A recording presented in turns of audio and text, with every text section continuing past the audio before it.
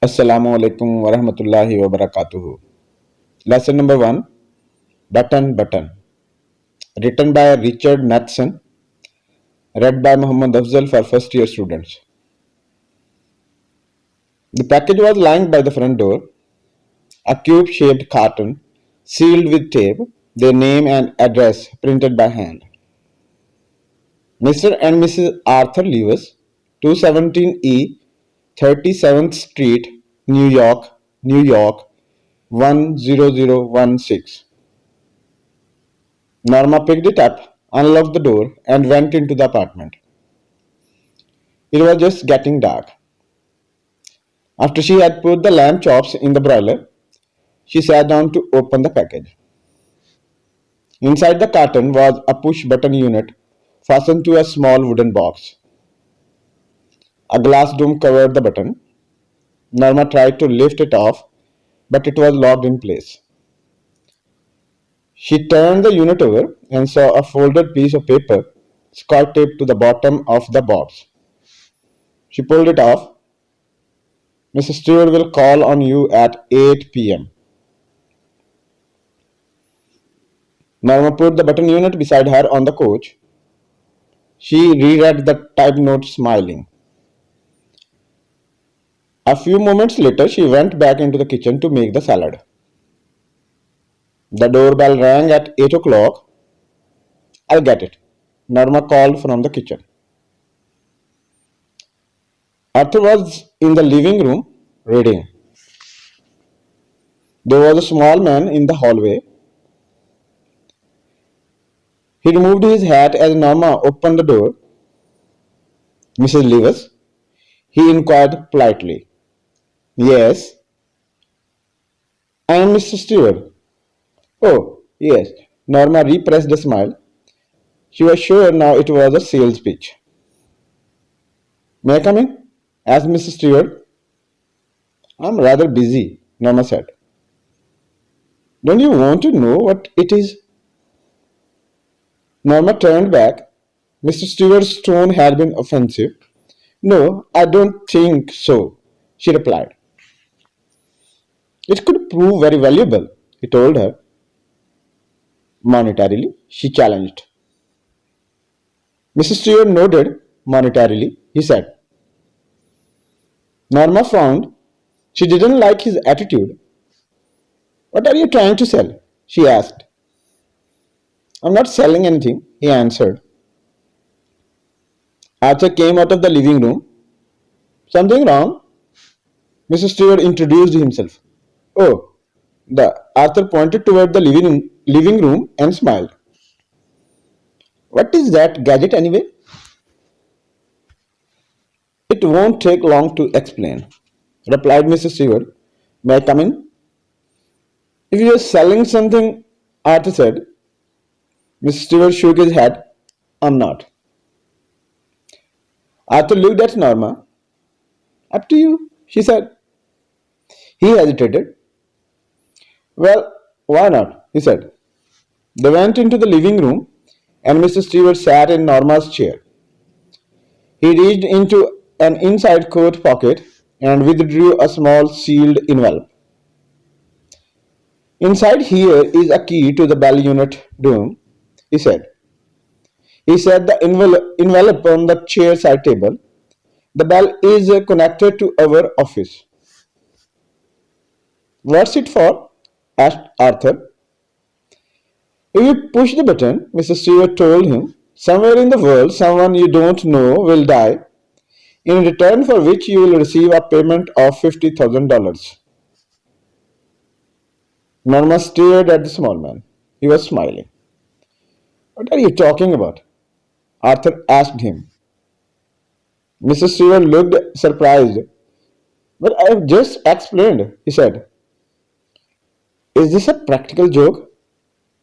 Asked Arthur. Not at all. The offer is completely genuine. You aren't making sense, Arthur said.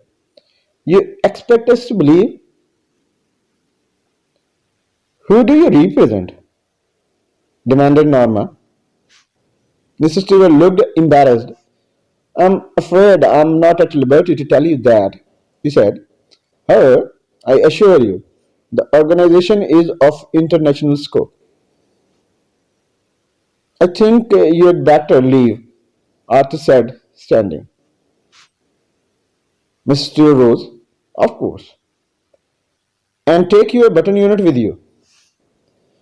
Are you sure you wouldn't care to think about it for a day or so? Arthur picked up the button unit and the envelope and thrust them into Mr. Stewart's hand. He walked into the hall and pulled open the door.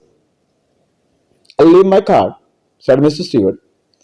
He placed it on the table by the door. When he was gone, Arthur tore it in half and tossed the pieces onto the table. Norma was still sitting on the sofa. What do you think it was? She asked. I don't care to know, he answered. She tried to smile, but couldn't. Aren't you curious at all?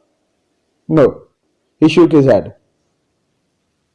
After Arthur had returned to his book, Norma went back to the kitchen and finished washing the dishes.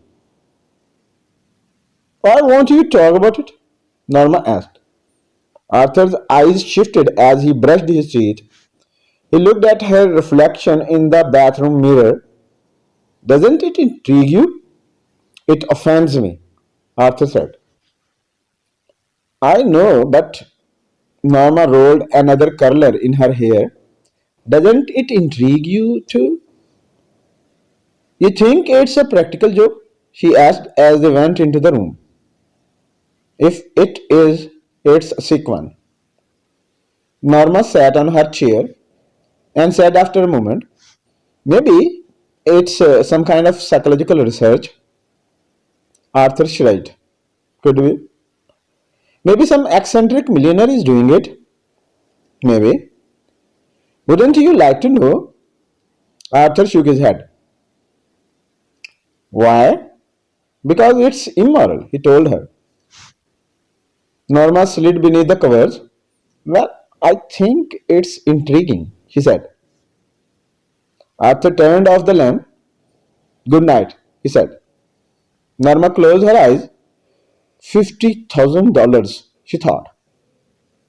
In the morning, as she left the apartment, Norma saw the card halves on the table. Impulsively, she dropped them into her purse. She locked the front door and joined Arthur in the elevator. While she was on her coffee break, she took the card halves from her purse and held the torn edges together. Only Mrs. Stewart's name and telephone number were printed on the card. After lunch, she took the card halves from her purse again and scotch taped the edges together. Why am I doing this? She thought. Just before 5, she dialed the number. Good afternoon, said Mr. Stewart's voice.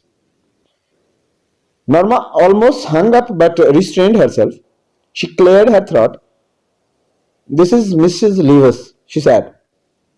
Yes, Mrs. Levis. Mrs. Stewart sounded pleased. I'm curious. That's natural, Mrs. Stewart said. Not that I believe a word of what you told us. Oh, it's quite authentic, Mrs. Stewart answered. Well, whatever, Norma swallowed. When you said someone in the world would die, what did you mean? Exactly that, he answered. It could be anyone. All we guarantee is that you don't know them. And of course, that you wouldn't have to watch them die. For $50,000, Norma said. That is correct. She made a scoffing sound. That's crazy. Nevertheless, that is the proposition. Mrs. Sewer said, would you like me to return the button unit? Norma stiffened. Certainly not. She hung up angrily. The package was lying by the front door. Norma saw it as she left the elevator. Well, of all the nerve, she thought. She glared at the carton as she unlocked the door. I just won't take it in, she thought. She went inside and started dinner. Later, she went into the front hall. Opening the door, she picked up the package and carried it into the kitchen, leaving it on the table. She sat in the living room, looking out the window. After a while, she went back into the kitchen to turn the cutlets in the broiler. She put the package in a bottom cabinet. She would throw it out in the morning. Maybe some eccentric millionaire is playing games with people, she said. Arthur looked up from his dinner. I don't understand you. What does that mean? Let it go, he told her. Norma ate in silence. Suddenly, she put her fork down. Suppose it's a genuine offer, she said. Arthur stared at her. Suppose it's a genuine offer. All right, suppose it is. He looked incredulous. What would you like to do? Get the button back and push it? Murder someone? Norma looked disgusted. Murder? How would you define it? If you don't even know the person, Norma said. Arthur looked astounded. Are you saying what I think you are? If it's some old Chinese peasant 10,000 miles away, some diseased native in the Congo, how about some baby boy in Pennsylvania? Arthur countered. Some beautiful little girl on the next block? Now you are loading things. The point is, Norma, he continued, what the difference who you kill? It's still murder. The point is, Norma broke in, if it's someone you have never seen in your life and never will see, someone whose death you don't even have to know about, you still wouldn't push the button? Arthur stared at her, appalled. You mean you would? $50,000, Arthur. What has the amount? $50,000, Arthur. Norma interrupted. A chance to take that trip to Europe we have always talked about. Norma, no. A chance to buy that cottage on the island. Norma, no. His face was white. She shuddered. All right, take it easy, she said. Why are you getting so upset? It's only talk. After dinner, Arthur went into the living room. Before he left the table, he said, I would rather not discuss it anymore, if you don't mind. Norma shrugged. Fine with me. She got up earlier than usual to make pancakes, eggs, and tea for Arthur's breakfast. What's the occasion? He asked with a smile. No occasion. Norma looked offended. I wanted to do it, that's all. Good, he said. I'm glad you did. She refilled his cup. Wanted to show you I'm not. She shrugged. Not what? Selfish. Did I say you were? Well, she gestured vaguely. Last night, Arthur didn't speak. All that talk about the button, Norma said. I think you, well, misunderstood me. In what way? His voice was guarded. I think you felt, she gestured again, that I was only thinking of myself. Oh, I wasn't. Norma. Well, I wasn't. When I talked about Europe, a cottage on the island, Norma, why are we getting so involved in this? Not involved at all, she did you in a shaking breath. I'm simply trying to indicate that what that I would like for us to go to Europe, like for us to have a cottage on the island, like for us to have a nicer apartment, nicer furniture, nicer clothes, a car. Norma, we will, he said. When? He stared at her in dismay. Norma, when? Are you? He seemed to draw back slightly. Are you really saying? I'm saying that they are probably doing it for some research project. She cut him off. That they want to know what average people would do under such circumstance. That they are just saying someone would die in order to study reactions. See if there would be guilt, anxiety, whatever. You don't really think they would kill somebody, do you? Arthur didn't answer. She saw his hands trembling. After a while, he got up and left. When he had gone to work, Norma remained at the table, staring into her coffee. I'm going to be late, she thought. She shrugged. What difference did it make? While she was stacking dishes, she turned abruptly, dried her hands, and took the package from the bottom cabinet. Opening it, she set the button unit on the table.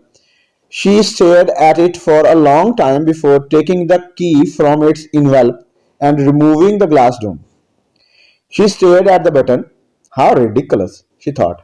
All this for over a meaningless button.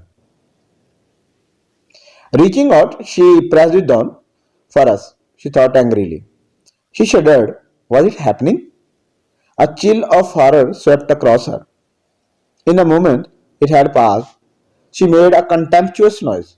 Ridiculous, she thought, to get so worked up over nothing. She threw the button unit, dome, and the key into the wastebasket and hurried to dress for work. He had just turned over the supper sticks when the telephone rang. She picked up the receiver. Hello, Mrs. Lewis. Yes, this is the Lenox Hill Hospital. She felt unreal as the voice informed her of the subway accident. The shoving crowd, Arthur pushed from the platform in front of the train. She was conscious of shaking her head but couldn't stop it. As she hung up, she remembered Arthur's life insurance policy for $25,000 with a double indemnity for. No, she couldn't seem to breathe. She struggled to her feet and walked into the kitchen numbly. Something cold pressed at her skull as she removed the button unit from the waste basket. There were no nails or screws visible. She couldn't see how it was put together. Abruptly, she began to smash it on the sink edge, pounding it harder and harder until the wood split. She pulled the sides apart, cutting her fingers without noticing. There were no transistors in the box, no wires or tubes. The box was empty. She whirled with a gasp as the telephone rang. Stumbling into the living room, she picked up the receiver. Mrs. Lewis, Mrs. Stewart asked. It wasn't her voice shrieking so. It couldn't be. You said I wouldn't know the one that died. My dear lady, Mr. Stewart said. Do you really think you knew your husband? End of lesson 1. Read by Muhammad Afzal for first year students.